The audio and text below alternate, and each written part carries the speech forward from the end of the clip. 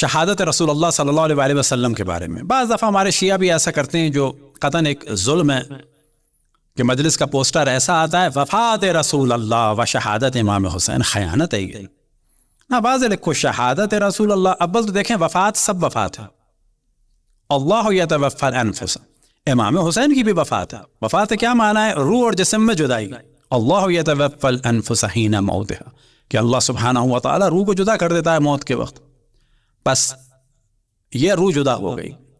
اس چیز کو کیا کہا جاتا ہے؟ کل نفس ذائقۃ الموت. موت بھی ہے. اب مثال کے طور پر کوئی کہے کہ جی امام حسین کے لیے لفظ موت, وہ تو سب کو آنی ہے. اچھا وفات, ہاں وفات بھی ہے کیونکہ روح اور جسم میں جدائی ہوئی, لیکن یہ قتل ہے.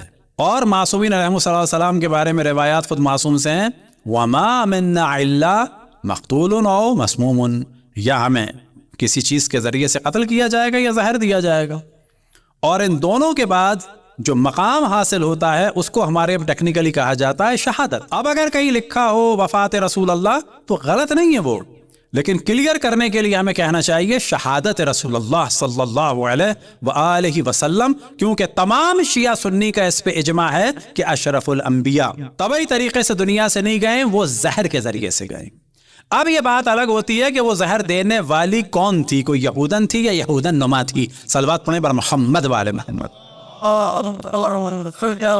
اور اس سلسلے میں ایک اہم ترین روایت ہے جو بخاری میں بھی ہے, دیگر بھی ہے, اس میں ہمارا لیکچر بھی ہے کہ آپ لوگ ضرور دیکھیں, دوسروں کو دکھائیں اور آگے بڑھائیں.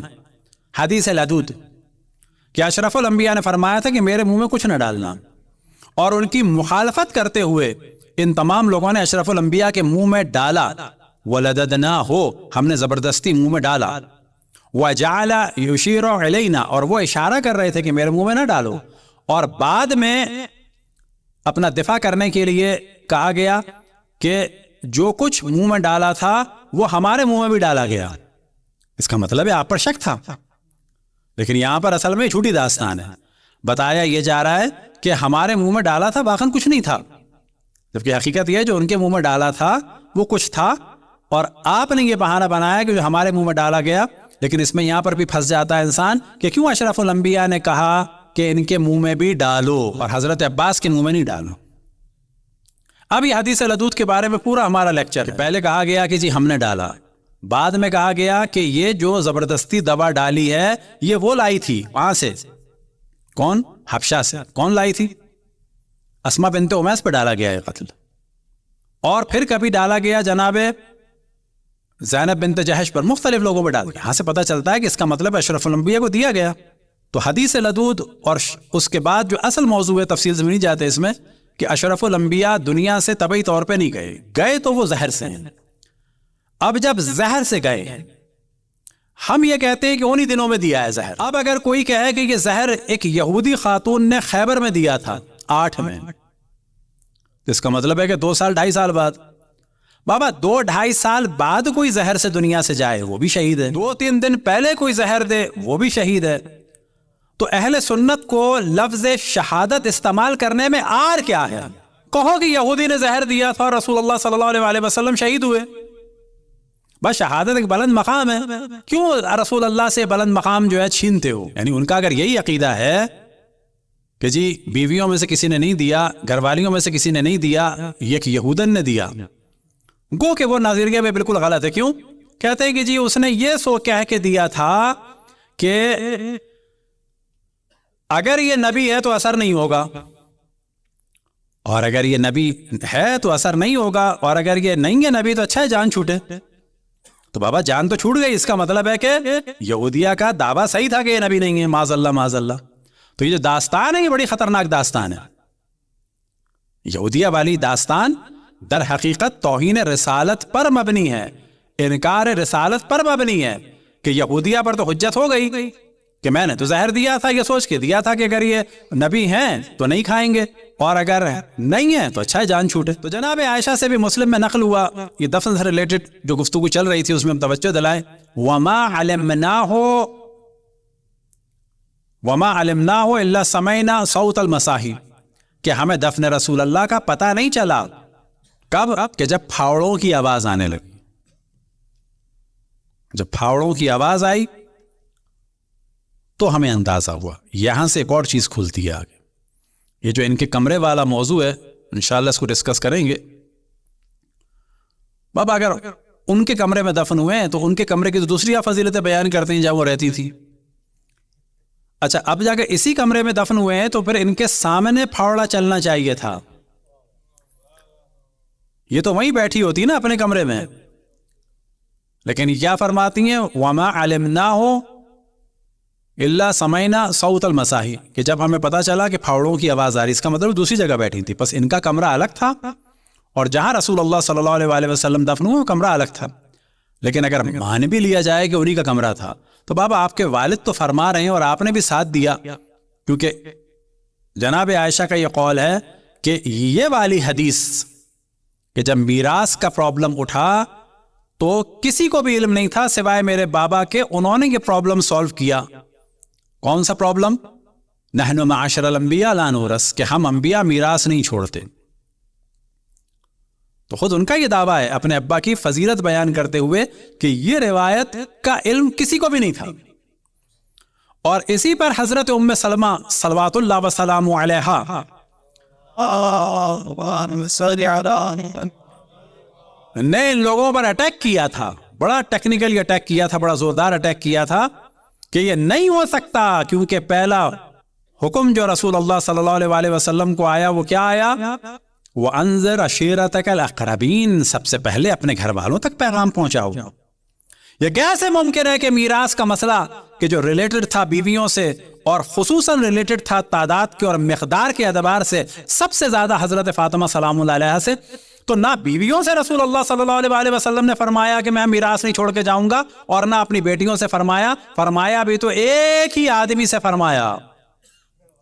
لیکن انہوں نے بھی کمال کر دیا کہ اپنی بیٹی کو تو میراث دے دی اور اسی میراث والے کمرے میں دفن بھی ہو گئے.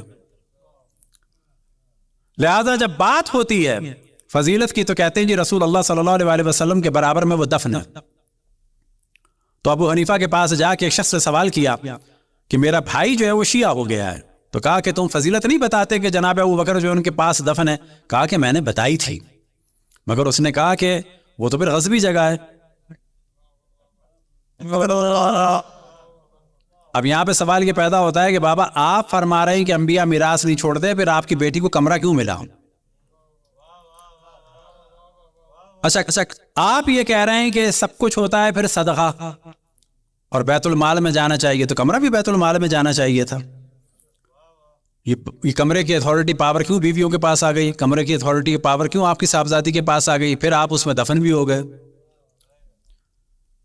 اچھا اب جناب عمر کے جب دنیا سے جا رہے ہیں تو انہوں نے بھی پیغام بھجوایا کہ مجھے اجازت دے دی دفن ہونے کی. آپ اجازت یا تو تمام مسلمانوں سے لیں, اگر آپ ان خاتون سے اجازت لے رہے تو آپ تو پہلے کہہ چکے تھے مل کے سب, اور حضرت فاطمہ کو ان کے حق سے محروم کیا تھا. تو یہ کیا وجہ ہے کہ جی بیٹی کو میراث نہ ملے اور بیوی کو میراث مل جائے, اور اس بیوی کی میراث کا آپ کو یقین بھی ہے, اور آپ آخر وقت میں کہتے ہیں جی مجھے دفن ہونے کی اجازت بھی دے دو. لیکن یہاں پر گفتگو ایک اور بڑی کرٹیکل ہو جاتی ہے, اور اس پر شعر بھی ہے ایک کہ جس وقت امام حسن کے دفن کا معاملہ چل رہا تھا تو مروان ملعون آیا. اب یہ بتاتے چلیں کہ جو فتق کا معاملہ ہے تو پہلے سیاسی خلیفہ دوسرے سیاسی خلیفہ نے تو فتق چھین لیا جناب سیدہ سے, اور یہ جھوٹی روایت کے ذریعے سے, اور پھر کیا کہا کہ یہ بیت المال میں جائے گا, مال مسلمین ہوگا. چلو جی ہو گیا. اب یہاں پہ سوال ہے اہل سنت سے کہ یہ جناب سیدہ کا دعویٰ تو صحیح نہیں تھا بقول آپ کے, معاذ اللہ. اب یہاں پہ تین چیزیں ہو گئیں, یا جناب سیدہ اور مولا علی اور امام حسن امام حسین صحیح تھے اور ام ایمن صحیح تھی, یہ ایک گروپ, یا یہ دونوں حضرات صحیح تھے کہ جنہوں نے جناب سیدہ سے حق لے کر کہا کہ جی ہمارے پاس رہے گا. صحیح ہے. لیکن سوال یہ پیدا ہوتا ہے کہ ان کے بعد آپ کے تیسرے سیاسی خلیفہ جناب ناصل نے یعنی جناب عثمان نے, یہ لقب کس نے دیا ہے؟ ہم نے نہیں دیا, یہ نام وہ رہنا چاہیے, حضرت عائشہ نے دیا ہے. انہوں نے یہ فتق دے دیا کس کو؟ مروان کو۔ اب یہاں پر سوال پیدا ہوتا ہے، بابا یہ ایک فتق سے ریلیٹڈ یہ 5 ہستیاں یہ صحیح ہیں، یعنی مولا علی جناب سیدہ ام ایمن امام حسن امام حسین یہ صحیح ہیں، یا یہ 2 ہستیاں صحیح ہیں، یا یہ ہستی صحیح ہے؟ ان میں سے آپ جس کو بھی صحیح کہیں گے ان 2 گروپس کو آپ کو غلط ماننا پڑے گا۔ اگر آپ تیسرے خلیفہ کو بچاتے ہیں تو ان 2 کو ریجیکٹ کرنا ہوگا، اور باقی اہل بیت کو تو آپ ویسے ریجیکٹ کر چکے ہیں۔ اچھا اہل بیت کو کیا ریجیکٹ کیا ہے؟ سب سے پہلے تو رسول اللہ کو ریجیکٹ کیا ہے، حجر و عصیان اور بکواس کی نسبت دے کے۔ جب انہی کو ریجیکٹ کر دیا تو پھر ان کی بیٹی کی کیا حیثیت ہے؟ تو جب یہ محترمہ امام حسن علیہ السلام کے جنازے کے دفن کے مقابلے میں آئی تھیں تو اس وقت یہ سوار تھیں کس پر؟ خچر پر۔ اور اس پر جناب عباس نے کہا تھا یا حمیرہ یہ کیا ہے، کبھی تم گدھے پہ سوار، کبھی تم خچر پہ سوار ہوتی ہو اور کبھی تم اونٹ پر سوار ہوتی ہو، کیا مراد ہے؟ یعنی کبھی تم حق کے مقابلے میں اونٹ پر سوار ہوتی ہو یعنی جنگ جمل، اور کبھی تم حق کے مقابلے میں آتی ہو اور اس پر تیر چلوانے کے لیے تیار ہو، اس کے جنازے کی توہین کرنے کے لیے تیار ہو، تو تم خچر پہ سوار ہوتی ہو۔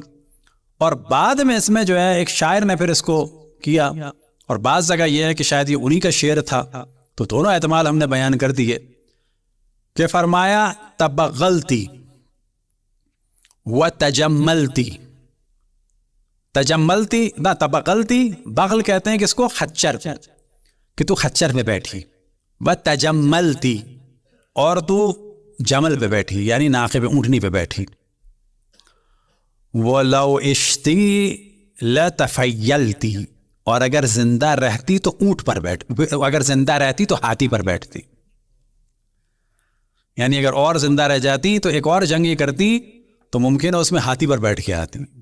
تبغلتی وتجملتی ولو عشتی لتفیلتی، اگر زندہ رہتی تو پھر اونٹ پر بیٹھ کے آتی، اونٹ ملا نہیں ہوگا۔ وَلَكِ تُسْعُ مِنَ السُّمْنِ وَفِي الْكُلِّ تَصَرَّفْتِ، اور وَلَكِ تُسْعُ مِنَ السُّمْنِ، وَلَكِ تُسْعُ یعنی تمہارا 9واں حصہ تھا 8ویں میں سے، وَفِي الْكُلِّ تَصَرَّفْتِ۔ اب اگر میراث دے بھی دی، پہلی تو بات ہے میراث نہیں دینی چاہیے تھی، لیکن اگر میراث دے دی تو بھی پرابلم ہے۔ وہ کیا پرابلم ہے کہ دعویٰ کیا ہے؟ کمرہ اتنا چھوٹا تھا۔ اب آپ دیکھیں کہ انسان پھنس جاتا ہے۔ وہ یہ بتانا چاہتی ہیں جی نماز جب رسول اللہ صلی اللہ علیہ وسلم پڑھتے تھے تو میں ٹانگیں پھیلا لیتی تھی تو وہ کھڑے ہو جاتے تھے، پھر جب سجدہ کرتے تھے میں ٹانگیں سمیٹ لیتی تھی، تو میری ٹانگوں کے آس پاس ہی نماز ہوتی رہتی تھی۔ کیوں جی؟ کمرہ بڑا چھوٹا تھا۔ تو اب اگر مان لیا جائے 8/10 کا مان لیا جائے، بلکہ 8/9 کا مان لیا جائے، 8/9 فٹ، تو کیا کہا جائے گا کہ 9 فٹ اور یہ 8 فٹ، تو یہ جو 1 فٹ کی پٹی ہے نا یہ بیویوں کی ہوگی، ایک پٹی جو ہے نا یہ بیویوں کی ہوگی، ساری بیویوں کی، 9 بیویوں کی، 8 فٹ اور 9 فٹ، تو یہ ایک جو 1 فٹ کی 9 فٹ کی پٹی ہے نا یہ بیویوں کی ہوگی، تو پر بیوی کتنا ملے گا؟ 1 فٹ۔ پر جنازہ کتنی جگہ لیتا ہے؟ تو انہوں نے یہی فرمایا وَلَكِ تُسْعُ مِنَ السُّمْنِ وَفِي الْكُلِّ تَصَرَّفْتِ، اور تمہارا 8ویں میں سے بھی 9واں حصہ تھا اور سب کا سب مار لیا۔ صلوات پڑھیں پر محمد و آل محمد۔